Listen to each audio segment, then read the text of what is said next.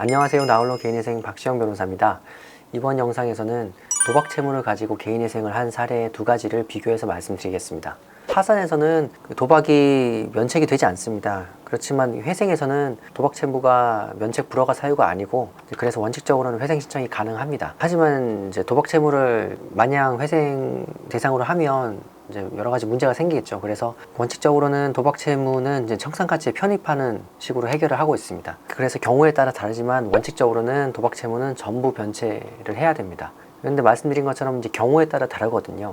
상황에 따라서 전부 변제를 해야 되기도 하고, 어떤 경우는 탕감을 받기도 합니다. 어떤 경우에 탕감이 되는지 사례를 통해서 말씀드리겠습니다. 이분은 20대 남성분이었고, 이제 서울에 사시는 분이었습니다. 총 채무는 4천만 원이고, 이제 거의 전액이 스포츠 토토였는데 처음에는 좀 따셨던 것 같아요. 그러다가 이제 돌려막기가 점점 심해지고 해서 채무가 이만큼 불어났고, 소득이 170만 원 이제 급여 소득이었습니다. 소득이 빤하잖아요. 이런 경우는 변제 기간도 이제 빤해지는데, 최저 생계비 105만 원, 제외한 65만 원을 이제 36개월 동안 이렇게 하면 2,300만 원 정도가 되거든요. 이런 내용의 이제 변제 계획안을 제출을 했는데, 이러면 변제율이 55% 정도. 이렇게 했더니 이제 첫 보정이 나왔는데, 이제 도박에서는 첫 보정이 가장 중요합니다. 첫 보정을 보면 이 법원에서 어떻게 보고 있구나, 회생위원이 어떤 시각으로 이 사건을 보고 있구나를 알 수 있습니다. 이제 첫 보정을 제가 보여드릴게요. 이게 법원에서 나온 보정서를 한글 파일로 옮긴 겁니다. 어떻게 나왔냐면은,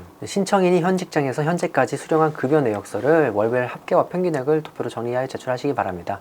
신청인은 사행성 스포츠 토토를 하였다고 진술하고 있는 바, 지나친 도박이나 낭비 등 불성실한 채무자의 경우에는 개인회생 신청을 기각할 수도 있으므로 채무의 사용처를 구체적으로 소명하고, 또 다시는 스포츠 토토를 하지 않고 채무를 성실하게 변제하겠다는 각오를 다짐하는 의미의 반성문과 도박중독치료센터에서 치료 또는 상담을 받은 확인서를 제출하라 보정이 나왔어요. 근데 이제 이렇게 보면은 이제 법원도 이제 보이는 거예요. 이게 변제금을 더 올려서 받을지, 아니면 그냥 이대로 해서 우리가 하라는 대로만 해갖고 오면 인가를 해주겠다는 건지 이제 보이는데, 여기는 변제금에 관련한 내용이 없잖아요. 그러면은 이제 한숨 돌리는 거죠. 그래서 이분은 이제 그 상담센터 가셔서 이렇게 상담 확인서도 받아서 갖고 오셨고, 이렇게 채무 사용처 소명 자료를 은행별로 다 하나하나 다 준비를 해주셨어요. 그래가지고 다 소명을 했고, 이런 소명을 거치고 이제 기계적인 보정을 몇 차례 더 거쳐서 거의 그대로 인가를 받았어요. 결국은 탕감률이 이제 45%.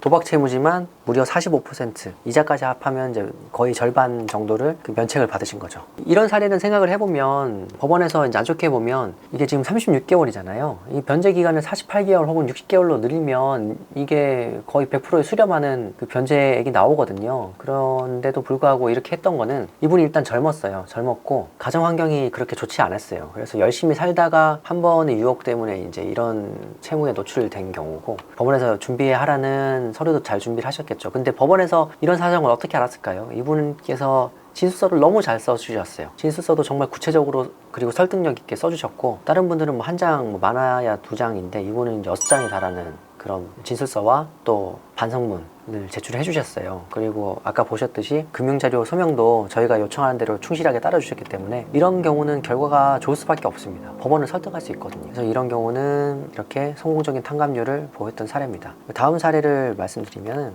이분은 이제 30대 여성분이었고 수원이었어요. 5천만 원. 그리고 이제 암호화폐 토토, 사설 토토. 월소득은 530만 원.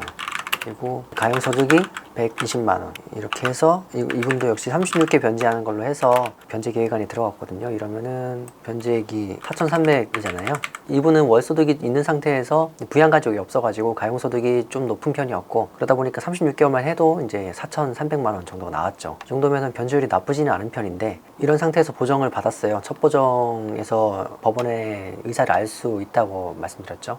보정사항이 엄청 많아요. 이분은 소득이 균일하지 않아가지고 해당 소득을 파악하기 위한 추가 조례를 이렇게 요청을 했고요. 그리고 채권번호 이제 3번, 4번, 5번, 6번 사용처를 보면 토토 경마로 제출하는 금액이 상당합니다. 전액 청산가치에 반영하십시오 라고 나왔죠. 청산가치에 반영하기 바랍니다, 혹은 반영하는 것을 고려하십시오 이렇게 나오는데, 여기는 단호하죠. 전액 청산가치에 반영하라. 그리고 이제 출금된 500만 원이 있는데 사용처 소명하기 바라고, 소명되지 않으면 청산가치에 반영해서 제출하라는 이제 이렇게 나왔죠.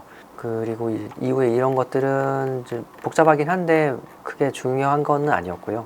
그래서 저희가 어떻게 했냐면은 100% 청산가치에 반영하라고 보정이 나왔지만 50%만 반영하겠다고 이제 했어요. 그 이후로 채권 전액을 전부 도박에 사용한 게 아니다라고 하고 첨부 자료를 이제 같이 냈고요. 이분은 이제 원리금 100% 변제를 하는 상황이었거든요. 그런데 이제 법원에서 요청하는 그 채권금을 청산가치에 넣어버리면 청산가치가 현재 가치를 넘어버리는 문제가 생겼어요. 그러면은 이제 앞뒤가 맞지 않거든요. 법원이 요청한 보정을 하면 이게 파산 요건에 해당하지 않게 되는 좀 형식적인 부분인데 어쨌든 이것도 저희가 명분으로 삼았고 그리고 반성문도 이제 구구절절하게 써서 냈습니다. 이렇게 보정을 했고 이후에 몇 차례 보정을 더 거쳐서 결국은 이제 법원이 당초 요청했던 100% 청산가치 반영의 절반 가량을 청산가치에 반영을 했고 그래서 총채무 전액 변제가 되었지만 이게 36회였던 게 이제 45회로 인가를 이분은 변제율은 100%였고요.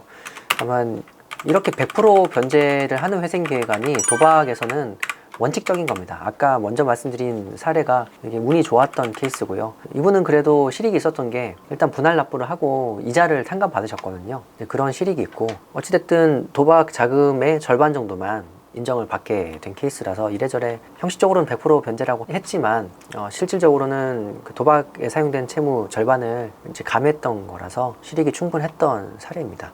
그럼 이제 그렇게 생각하실 수 있잖아요. 도박 채무면 100% 변제인데 뭐하러 회생을 하겠느냐. 근데 전부 변제란 또 실익이 있거든요. 첫째는 금지를 받거나 아니면 개시가 되면 추심이 금지됩니다. 일단 추심에서 해방된 상태에서 변제를 나눠서 할 수 있고요.